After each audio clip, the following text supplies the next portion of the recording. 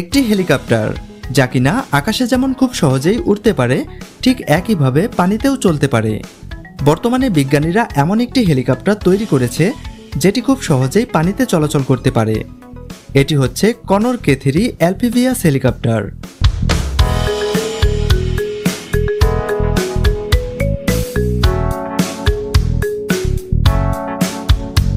এটিকে মূলত তৈরি করা হয়েছে সমুদ্রের মাঝে দুর্ঘটনায় কবলিত জাহাজে থাকা মানুষদের উদ্ধারের কাজের জন্য। এটি খুব সহজেই পানিতে অবতরণ করতে পারে এবং এর ইঞ্জিনকে কাজে লাগিয়ে এটি ভাসতে এবং চলাচল করতে পারে। তবে পানিতে এর গতি খুব বেশি নয়, ঘন্টায় মাত্র 15 কিলোমিটার গতিতে এই হেলিকপ্টারটি চলাচল করতে পারে। তবে কনর K3 এই হেলিকপ্টারটির প্রধান বৈশিষ্ট্য হলো এটি উভচর পানি থেকে উড়ে যেতে পারে, যার কারণে উদ্ধারকর্মীরা খুব দ্রুত উদ্ধার কাজ সম্পন্ন করতে পারে। এটিতে দুইটি ইঞ্জিন রয়েছে, একটি হচ্ছে 250 হর্স পাওয়ারের টারবাইন এবং আরেকটি হচ্ছে 90 হর্স পাওয়ারের একটি বৈদ্যুতিক ইঞ্জিন। এছাড়াও এই হেলিকপ্টারটিতে জিপিএস লক সহ রয়েছে আধুনিক সব সুযোগ সুবিধা।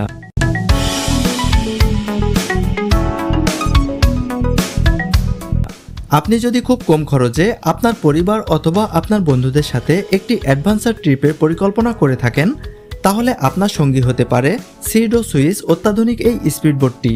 এটি দেখতে অনেকটাই ছোট হলেও এটিতে 8 থেকে 10 জন মানুষ খুব সহজে ভ্রমণ করতে পারবেন। এটিতে বসার জন্য রয়েছে আরামদায়ক সোফা, যেটিকে আপনি আপনার নিজের পছন্দ অনুযায়ী সেট আপ করে নিতে পারবেন। বোটটিতে ব্যবহার করা হয়েছে 130 হর্স পাওয়ারের একটি পাওয়ারফুল ইঞ্জিন, যা আপনাকে খুব কম সময়ের মধ্যে আপনার গন্তব্য স্থানে পৌঁছে দেবে। আর এটিকে আপনি একটি বাইকের মতো খুব সহজেই চালাতে পারবেন।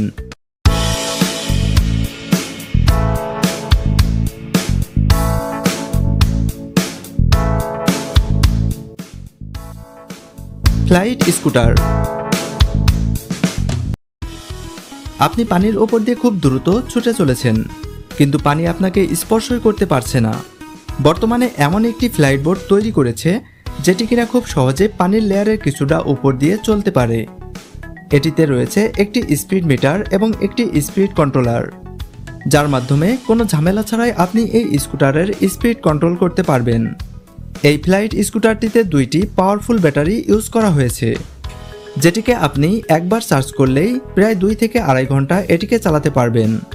এটিতে এমন কিছু টেকনোলজি ব্যবহার করা হয়েছে যা রীতিমতো আপনাকে অবাক করে দেবে। আপনি যদি কোনোভাবে এই স্কুটার থেকে পানিতে পড়ে যান, তাহলে এই স্কুটারটি অটোমেটিক্যালি সেখানে বন্ধ হয়ে দাঁড়িয়ে যাবে।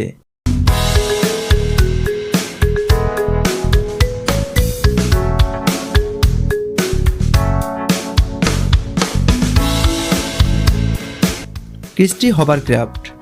এটি একটি দ্রুতগতি সম্পন্ন স্পিডবোট। এটি পানিতে যেমন চলতে পারে, ঠিক একইভাবে মাটিতেও চলতে পারে। এই স্পিডবোটটিতে দুটি ইঞ্জিন ব্যবহার করা হয়েছে, এর একটি 120 হর্স পাওয়ারের এবং অন্যটি 26 হর্স পাওয়ারের। এই স্পিডবোটটিকে এমনভাবে তৈরি করা হয়েছে যা সমুদ্রের মাঝে তৈরি হওয়া বরফের ওপর দিয়ে খুব দ্রুত গতিতে চলতে পারে।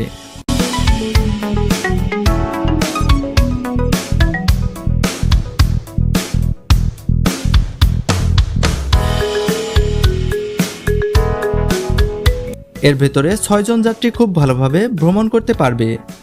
আর এই স্পিডবোটটি ঘন্টায় 60 কিলোমিটার গতিতে চলতে পারে।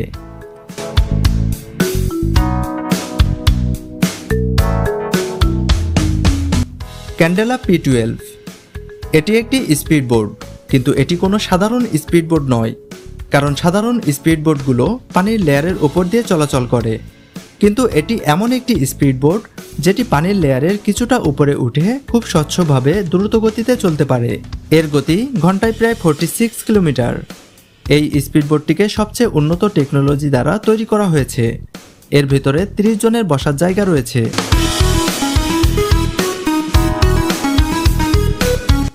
এবং আপনি ইচ্ছা করলেই এই স্পিডবোটের মাধ্যমে অন্যান্য সবকিছুই পরিবহন করতে পারবেন। এই স্পিডবোটটির মূল বিশেষত্ব হলো এটি সম্পূর্ণ রিচার্জেবল, যার কারণে এটিকে চালানোর জন্য আপনার কোনো তেলের প্রয়োজন হবে না। আর এটিকে সম্পূর্ণ চার্জ করতে মাত্র 45 থেকে 55 মিনিট সময়ের প্রয়োজন হয়। আর একবার চার্জ করে এটিকে আপনি 74 কিলোমিটার পর্যন্ত চালাতে পারবেন।